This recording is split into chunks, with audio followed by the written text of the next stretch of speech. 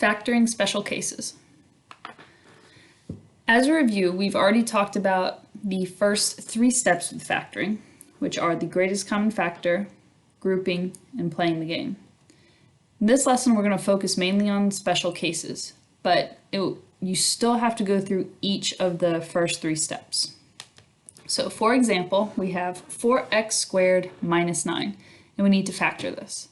So step one would be finding a greatest common factor. So looking at these, can we divide the same thing out of both of them? No. Grouping needs 4 terms, so we can't group. Playing the game, that needs 3 terms, so we can't play the game. So we're checking, is this a special case? And special cases are difference of squares or sum and difference of cubes. And in this case, it's a difference of squares. Difference, because it's subtracting. Squares, because both terms are perfect squares. So if we were to take the square root of 4, we would get 2. And if we were to take the square root of x squared, we would get x. So 4x squared is the same as saying 2x times 2x. 2 times 2 is 4, x times x, x squared. 9 would be 3 times 3. That now has given us our 2 answers. So when I set up my 2 parentheses, each one of these will get a 2x, and each one will get a 3. And then in the middle, one gets a plus, one gets a minus. And it does not matter the order. You can write the minus first and the plus second. But that's it.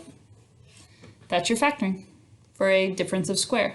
But the key to remember is they have to be minus, and they both have to be perfect squares. So now we're going to practice some. So again, I'm going through my steps. No GCF on the first one. I can't group, and I can't play the game. So I have to check, is this a difference of squares?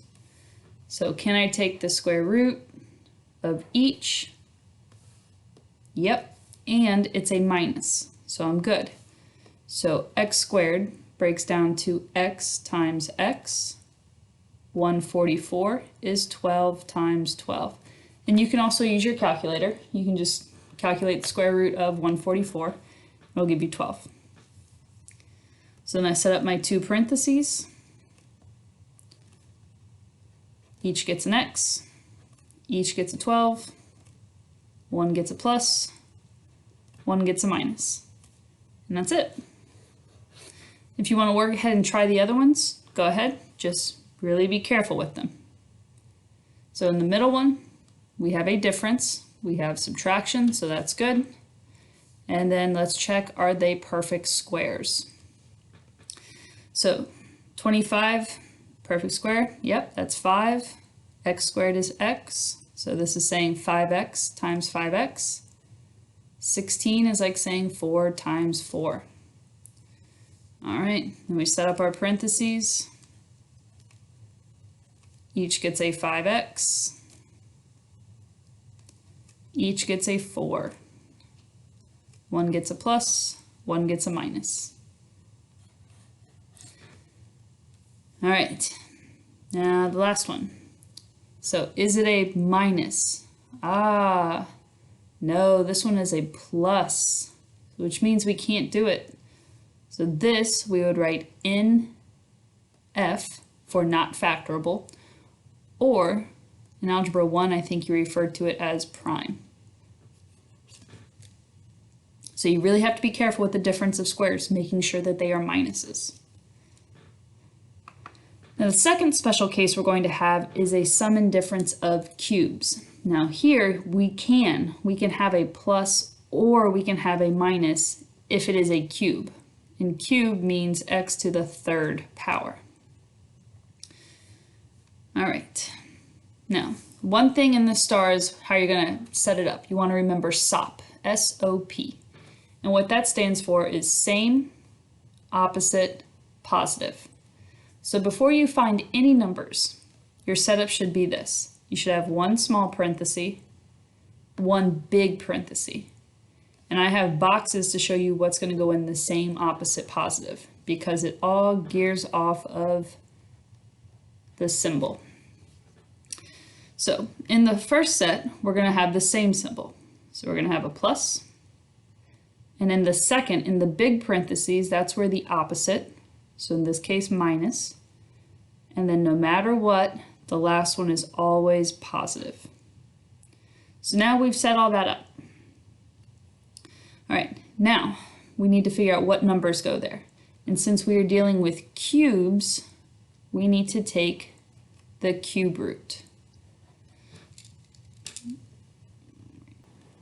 So to find the cube root on your calculator, I'm going to write your steps. If you're using a handheld calculator, that TI-84, like the yellow ones in school, you would hit the math button.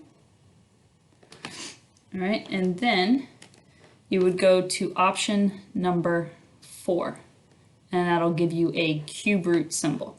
Then you can just type in the number to see what the cube root is. If you don't have a handheld calculator, that's fine. We can use Desmos. All right, so I have Desmos up on the screen now, and I've clicked my keypad option. Once you've clicked the keypad option, you want to hit the functions button over here.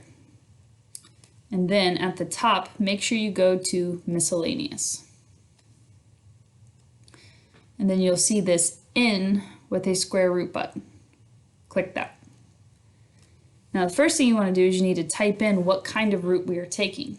So we're taking a cube root, so I'm going to type in 3, and then I can type in my number. So in this case, I'm going to type in 8, and it tells me that my answer is 2.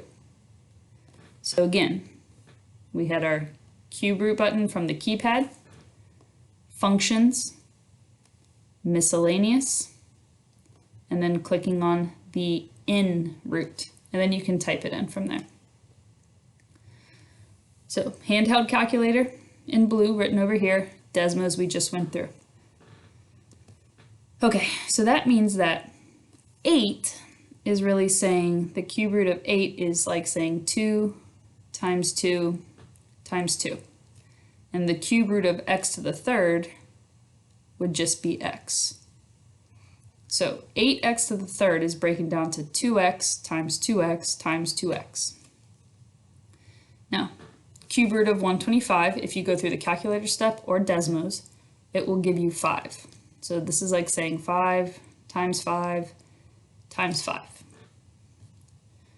Okay, now filling in our parentheses, we're just going to take one of each. So we're going to put a 2x and we're going to put a 5 in the first spot. Now to fill in the second parenthesis, we're going to start boxing. So we're going to box in groups of 2. All right, so first off, we have 2x, and we're going to multiply it to 2x. That's going to fill in this first part. So 2 times 2 is 4, x times x is x squared. Second one is going to fill in the second spot. So 2x times 5 gives me 10x, and then 5 times 5 goes in at the end, which is 25. And that's our answer. All right, so I'm going to go through these last 3 now. So remember, we have SOP, which is same, opposite, positive. And because we're dealing with cubes, they can be addition or subtraction.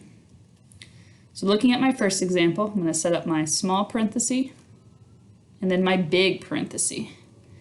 And then I'm going to fill in my same, opposite, positive. So same sign, minus, opposite, plus, positive, plus. And I've left spaces to fill in for the numbers.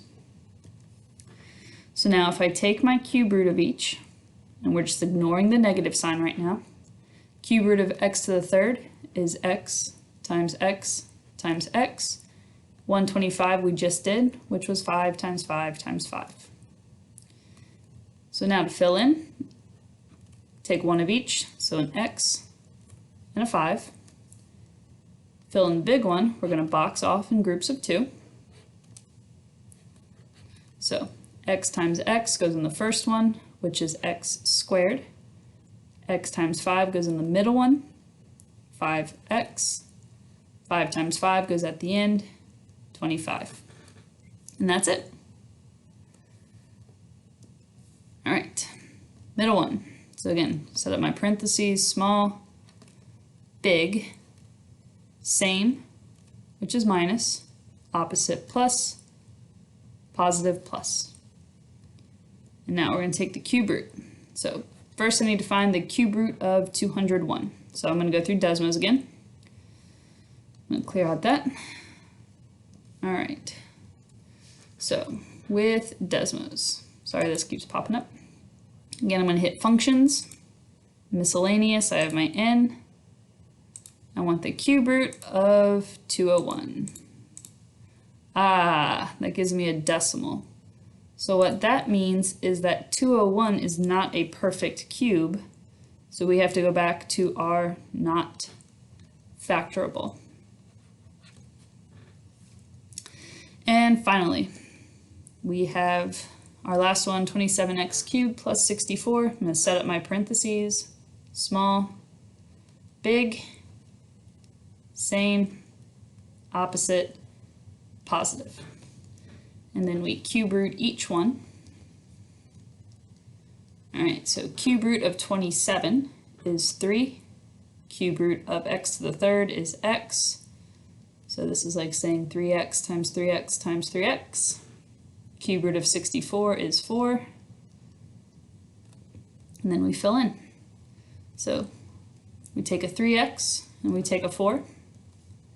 And then we box for the big one. All right, 3x times 3x gives me 9x squared. 3x times 4 gives me 12x. 4 times 4 gives me 16. And that's it. And remember, these are just special cases, so they'll come up every once in a while, but you really want to make sure that you can factor by grouping, playing the game, greatest common factor as well. If you have any questions, just make sure you reach out to me or you can come see me.